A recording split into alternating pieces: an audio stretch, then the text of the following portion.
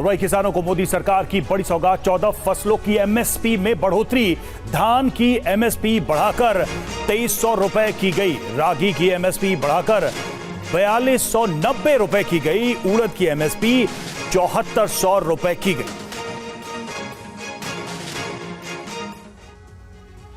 खरीफ की 14 फसलों पर एमएसपी की बढ़ोतरी कर केंद्र सरकार ने ये संकेत दे दिए हैं कि उसकी प्राथमिकता में किसान है। कैबिनेट के फैसले के बाद 2 लाख करोड़ रुपए किसानों के लिए एमएसपी में खर्च किए जाएंगे। सरकार ने जिन फसलों पर एमएसपी बढ़ाया है उसमें खास तौर से 14 खरीफ फसलों पर एमएसपी बढ़ाने को मंजूरी दी है, जिसमें धान की एमएसपी 2300 रुपए, तुअर दाल की एमएसपी 7550 रुपए, उड़द दाल की एमएसपी 7400 रुपए, कपास की एमएसपी 7121 रुपए कर दी गई है। धान का नया एमएसपी, पैडी का नया एमएसपी खरीफ के लिए 2300 रुपीज डिक्लेयर किया गया है, which is 117 rupees increment over the previous MSP.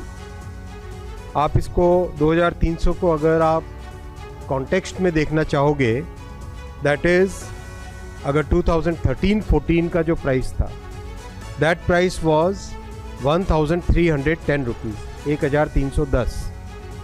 यानी कहाँ 1310 था और कहाँ आज 2300।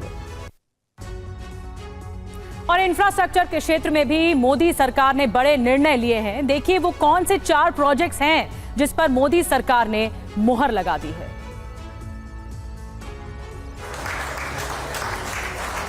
मोदी सरकार ने अपने तीसरे टर्म में जो 5 बड़े फैसले लिए हैं, उसे 100 दिन के रोड मैप का हिस्सा बताया गया है। इन 5 फैसलों में 4 इंफ्रास्ट्रक्चर से जुड़े हैं। कैबिनेट ने महाराष्ट्र में 76,220 करोड़ की डीप ड्राफ्ट ग्रीनफील्ड पोर्ट को मंजूरी दे दी है। वाराणसी एयरपोर्ट की क्षमता बढ़ाने के लिए नए टर्मिनल बिल्डिंग को भी मंजूरी मिली है। 7,453 करोड़ रुपए की ऑफशोर विंड एनर्जी प्रोजेक्ट को मंजूरी। राष्ट्रीय फॉरेंसिक अवसंरचना संवर्धन योजना को हरी झंडी मिल गई है। इसके लिए 28 राज्यों और केंद्र शासित प्रदेश में एक प्रयोगशाला बनेगी, जहां 9000 छात्रों को हर साल ट्रेनिंग दी जाएगी। जैसा प्रधानमंत्री श्री नरेंद्र मोदी जी ने कहा था कि पहले ही 100 दिनों में बहुत इम्पोर्टेंट फैसले किए जाएंगे, बड़े फैसले किए जाएंगे, तो आज की इस कैबिनेट में 5 बहुत इम्पोर्टेंट फैसले आपके सामने रखे गए। और तमिलनाडु में जहरीली शराब पीने से कम 25 लोगों की मौत हो गई और कई लोग अस्पताल में भर्ती हैं।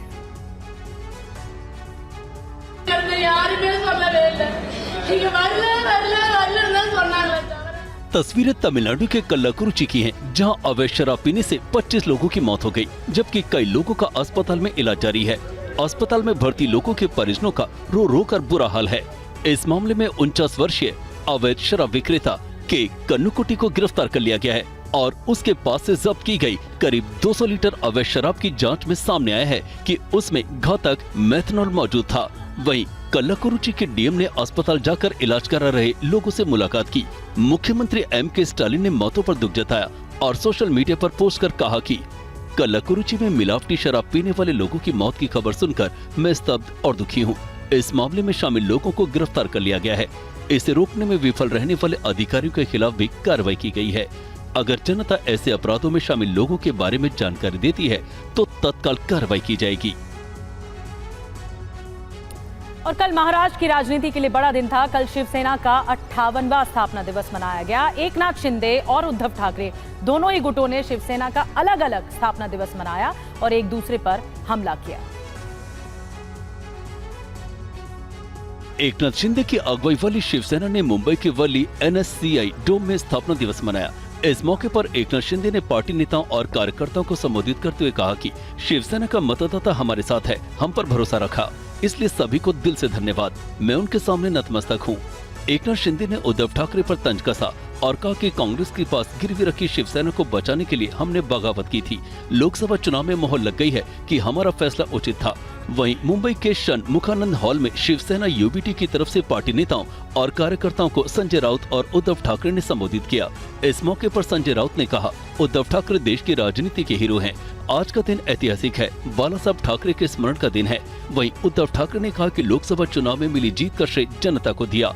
इस मौके पर उद्धव ने केंद्र और राज्य सरकार पर हमला किया। उद्धव ने कहा कि वे चाहते हैं कि केंद्र सरकार गिरे और चुनाव हो। हम में आत्मविश्वास था और उनमें अहंकार था। उद्धव ठाकरे ने कहा कि लोकसभा चुनाव में बीजेपी को बड़ा तमाचा मिला है। वे संविधान बचाने के लिए एक साथ आए हैं। और लोकसभा चुनाव में मिली जीत और हार पर तमाम पार्टियां मंथन कर रही है। कांग्रेस ने भी उन राज्यों के लिए टीम तैयार की है जहां उसका प्रदर्शन अच्छा नहीं रहा। लोकसभा चुनाव में कांग्रेस जिन राज्यों में अच्छा प्रदर्शन नहीं कर पाई, उसकी वजह जानने के लिए फैक्ट फाइंडिंग कमेटी बनाई है। पार्टी का सबसे ज्यादा फोकस उसके पुराने गढ़ मध्य प्रदेश पर है। पार्टी में जिन 6 समिति का गठन किया है, उसमें मध्य प्रदेश की जिम्मेदारी पृथ्वीराज चौहान, सप्तगिरी उल्का और जिग्नेश मेवानी को दी गई है। छत्तीसगढ़ की समिति में वीरप्पा मोइली और हरीश चौधरी हैं। ओडिशा में हार का कारण अजय मक्कन और तारिक अनवर तलाशेंगे। दिल्ली, उत्तराखंड और हिमाचल प्रदेश में खराब प्रदर्शन की वजह PL पुनिया और रजनी पाटिल बताएंगे। इन तीनों प्रदेश में कांग्रेस का खाता भी नहीं खुल सका। कांग्रेस के लिए मध्य प्रदेश के नतीजे हैरान करने वाले थे, क्योंकि यहाँ उसका सुपड़ा साफ हो गया। ओडिशा में भी पार्टी को बड़ा झटका मिला, जहां 21 में से सिर्फ 1 सीट पर जीत हासिल कर पाई। छत्तीसगढ़ में भी उसे 11 में से महज 1 सीट पर संतोष करना पड़ा। हालांकि इस चुनाव में 99 सीट पर जीत हासिल कर पार्टी का हौसला बुलंद है। 13 सीट जीतकर कांग्रेस महाराष्ट्र में सबसे बड़ी पार्टी भी बन गई है।